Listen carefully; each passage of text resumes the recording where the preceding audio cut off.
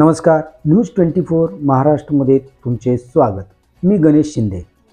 बातमी भाजप नेते प्रवीण दरेकर यांनी केलेल्या मोठ्या दाव्यासंदर्भात। शरद पवार पक्षाचे खासदार आपली बाजू बदलू शकतात असे म्हणत भाजप नेते प्रवीण दरेकर यांनी खळबळ उडवून दिली।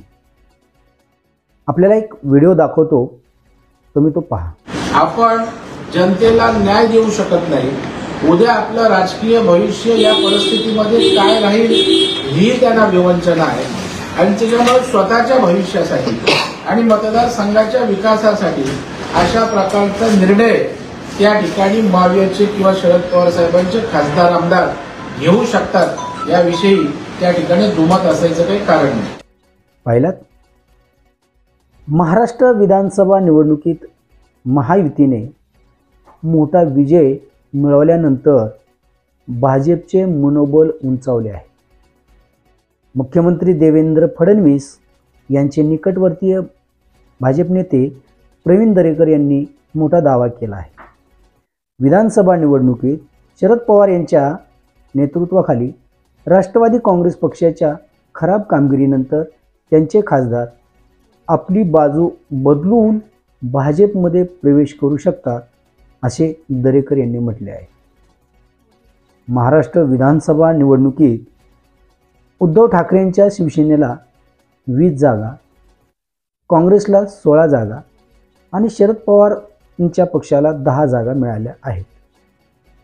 तर महाविकास आघाडीचे एकूण राज्यात 31 खासदार आहेत। त्यापैकी 8 खासदार शरद पवार यांच्या पक्षाचे आहेत। नुकत्याच पार पडलेल्या विधानसभा निवडणुकीत त्यांच्या पक्षाच्या निराशाजनक कामगिरीनंतर राष्ट्रवादी काँग्रेस शरद पवार पक्षाचे काही खासदार भाजपमध्ये प्रवेश करू शकतात असे भाजप नेते प्रवीण दरेकर यांनी बुधवारी सांगितले। दरेकर यांच्या या वक्तव्याने खळबळ उडाली आहे। पवार यांच्या पक्षाचे खासदार सध्या दिल्लीत आहेत।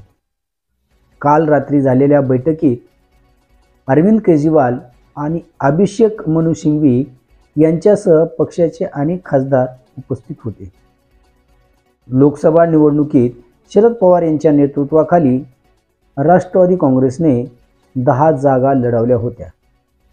यामध्ये पक्षाला 8 जागा मिळाल्या होत्या।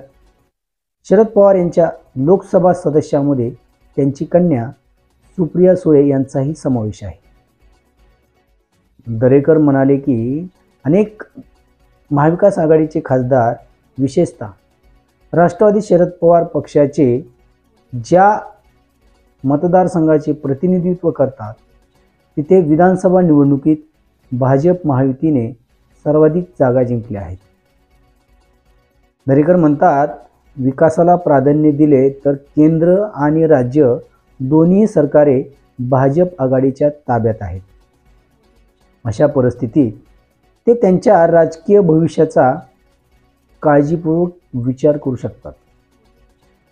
भाजप नेते प्रवीण दरेकर यांच्या वक्तव्यावर राष्ट्रवादी काँग्रेस शरद पवार पक्षाच्या नेत्या विद्या चव्हाण यांची प्रतिक्रिया समोर आली आहे।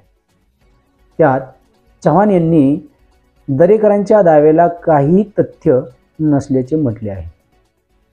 नितीश कुमार यांच्या नेतृत्वाखाली जेडीयू आणि चंद्रबाबू नायडू यांच्या तेलुगू देसम पक्षाचा टीडीपी महत्त्वपूर्ण पाठिंब्याने केंद्रात भाजपच्या नेतृत्वाखाली एनडीए सरकार स्थापन झाले आहे। त्यांना आधार गमावण्याची भीती वाटते, यामुळेच अशी विधाने केली जात आहेत। आमचे खासदार आमच्या पक्षासोबत ठाम आहेत।